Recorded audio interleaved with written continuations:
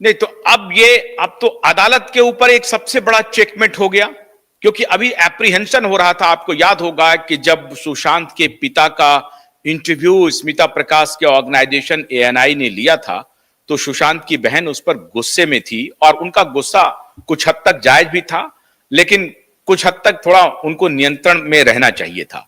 मैं तो यही कहूंगा कि उनको थोड़ा सा गुस्से को नियंत्रण में रखना चाहिए था। कुछ हद तक उनका गुस्सा बिल्कुल जायज था, क्योंकि वो बार बार कह रहे थे कि आप लोग क्या कर रहे हैं कि जब चुनाव आता है, जब आपको इस मुद्दे से कुछ पाना होता है, तो इस मुद्दे को उठा देते हैं और फिर इसको क्लोज कर देते हैं।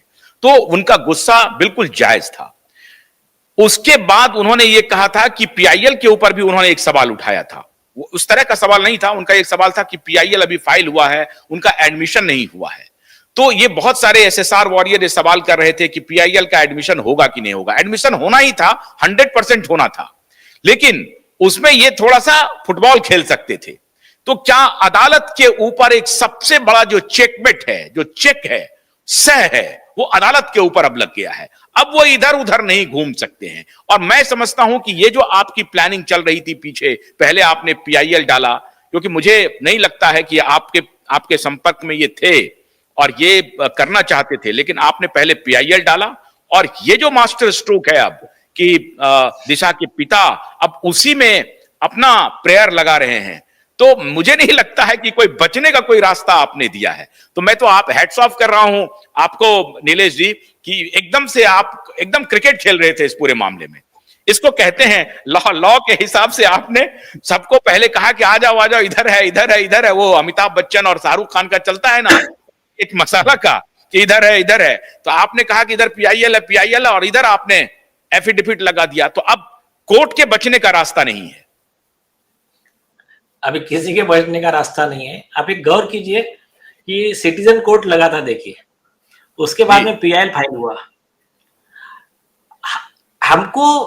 हम ये सब टेस्ट कर रहे थे कि ये राक्षस की जान कौन से तोते में वो कौन सी चीजें क्या।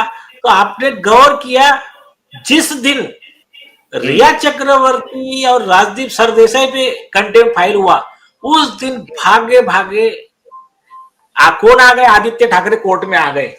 पहली बार बाहर निकल के आए वो कभी नहीं तो कोर्ट में गए नहीं थे।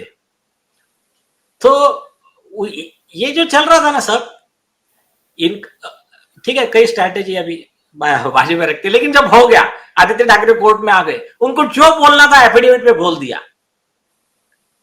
उसके बाद में हमने लगाया कंटेम्प्ट का और परजुरी का प्रोसिक्यूशन आदित्य ठाकरे पे।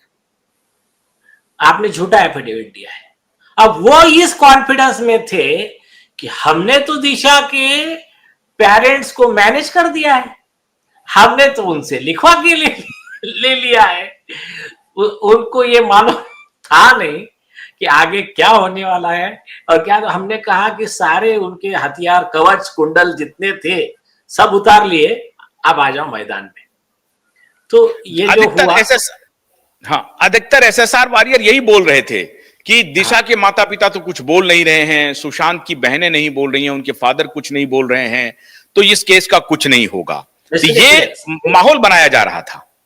हाँ सुनिए, क्या है, इनके पास में आदित्य ठाकरे के पेड वो ट्रोलर्स और मैसेज बनाने वाले वो सब टीम रहती है उनकी। वो जाकर अरे कुछ नहीं होने वाला, कुछ नहीं हो सकता, ये डिस्करेज करो, मिसगाइड करो, ये करो, वो सब, किसी को गालियां दो, किसी को, सब चलते रहता है उनका। अब आप एसएसआर वॉरियर की बात कर रहे, तो एसएसआर वॉरियर करके जो यूट्यूब चैनल है, उसमें राहुल करके है, सेंसिबल पर्सन है, तो वो एक अच्छी सेंसिबल बातें करते। बाकी जो कुछ कुछ रहते ना, अभी आप देखो, कुछ कुछ ऐसे रहते हैं, या तो बेचारों को कुछ को लॉ का नॉलेज नहीं रहता, कुछ कुछ क्या रहते हैं, इतने ओवर होशियार रहते हैं, या तो आता कुछ नहीं, लेकिन ऐसे ही वहां झाड़ने आ जाता, अरे ऐसा नहीं यार, वो सब ऐसा हो रहा है। ये वो हमसे भी पूछते रहते हैं, तारीख बताइए, हियरिंग की तारीख बताइए। तो उसमें एक बहुत अच्छा जवाब दिया था। मुझे एक ऐसा विषय आया था, तो मैंने कहा एक सिंपल चीज, ये हमारा केस है, हमको पता है हम कैसा लड़ना है, आपको लगता है आप आपका अलग केस डाल दो, हमको मत पूछो आप। तो ये एक स्ट्रेट फॉरवर्ड जवाब था। पर दूसरा एक बताता हूं मैं, क्या होता है कि एक ऑटो चलाने वाला था, उसने ऑब्जेक्शन लिया, बोले प्लेन का पायलट बराबर नहीं है। तो पायलट ने पूछा भाई क्या गलती होगी मेरे इसमें? वो बोले आप ना, बोले ऐसा नहीं उड़ते हो, आप जब टेक ऑफ करते हो तो ऐसा टेक ऑफ करते हो। बोले तो बोले आपने ऐसा उड़ना चाहिए था। बोले तो आपको नहीं आता है। बोले ओ प्लेन उड़ाते। तो ये जो रहता है, वो जो ऑटो चला रहा है उसने ऑटो के बारे में बात करना। मैं ये नहीं कहता कि ऑटो चलाने वाले को प्लेन का नॉलेज नहीं है, लेकिन फिर बोलना तो सेंसिबल बोलना। तो ये अभी कोर्ट में वकील क्या कर रहा है, वकील को बेहतर मालूम है। तुमको अगर एक्स्ट्रा होशियार हो, तुमको लगता है तुम बहुत ही बड़े ब्रिलियंट हो, तो जाओ कोर्ट में पिटीशन फाइल करो, तुम्हारा तुम लड़ लो। तो ये, लेकिन अब ये अच्छा हो कि अपने टीम में से कोई भी। अब नीलेश जी आते हैं 2022 अप्रैल महीने में, जहां से इस पूरे स्टोरी को मैनेज करके पहली बार रोहन रॉय कैमरे पर आया। और एक ऑर्गेनाइजेशन है, वो पहले शुरुआत किया था, ये जो इंडिया टुडे ग्रुप है, उनके जो मालिक हैं अरुण पुरी, उनकी बहन जो हैं, उन्होंने शुरू किया था। और वो मधु त्रेहान करके हैं, वो आजकल नरेश त्रेहान की पत्नी हैं वो। तो मधु त्रेहान ने ये न्यूज लॉन्ड्री शुरू किया था। अब ये न्यूज लॉन्ड्री के ऊपर पहली बार रोहन रॉय अपीयर होते हैं, और वो दिशा के माता पिता के साथ अपीयर होते हैं। और वहीं से ये स्टोरी को प्लांट किया गया कि ये मीडिया वाले जो हैं वो गलत ट्रोल कर रहे हैं, गलत खबरें चला रहे हैं, झूठी खबर चला रहे हैं, दिशा ने सुसाइड ही किया था, ये रोहन रॉय ही था। और उसके पहले जो किशोरी पेडनेकर जो गई हैं और उनसे जो एप्लीकेशन पे साइन करवाया है, वो सब क्या उसने इस पिटीशन में इसका भी जिक्र हुआ है क्या?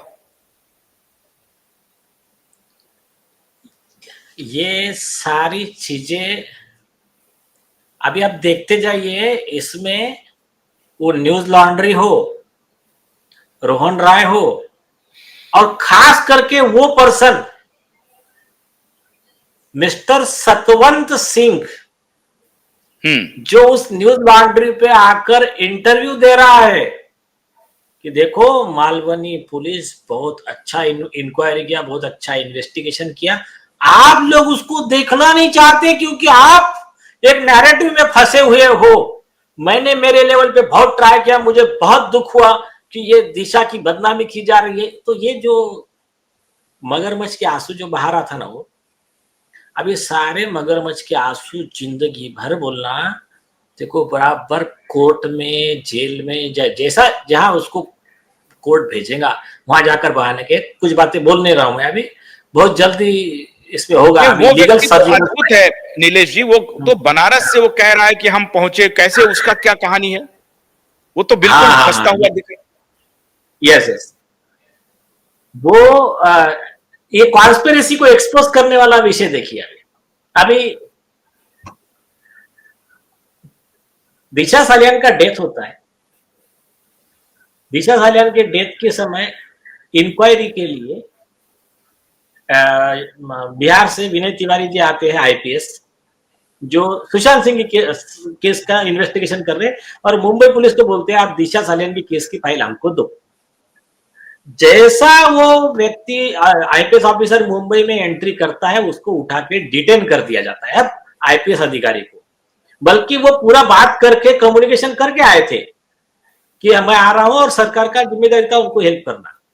तो अच्छा क्यों किया? तो यही किशोरी पेडनेकर के, वो जब मेयर थी मुंबई म्युनिसिपल कॉर्पोरेशन की, तो कॉर्पोरेशन के अधिकारी कहते हैं कि हमारा कोविड प्रोटोकॉल है, बाहर से जो आता है उसको हम 14 दिन क्वारंटाइन करते हैं, डिटेन करते हैं। उनके हाथ पे स्टैम्प मार दिया गया, सारे मीडिया चैनल ने दिखाया था। ठीक है,